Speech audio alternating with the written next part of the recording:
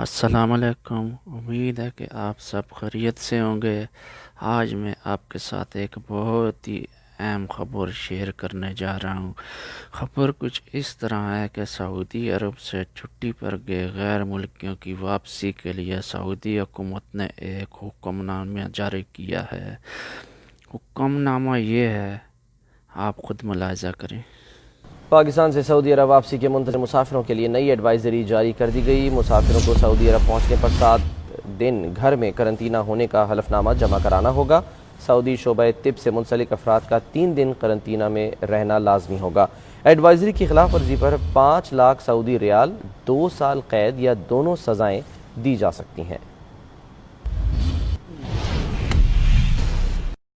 اس حکم نامے کے بعد امید کی جا رہی ہے کہ بہت ہی جلد چھٹی پر گئے غیر ملکیوں کی سعودی عرب واپسی شروع ہو جائے گی۔ چینل کو سبسکرائب لازمی کریں اور ساتھ ویڈیو کو بھی شیئر کریں۔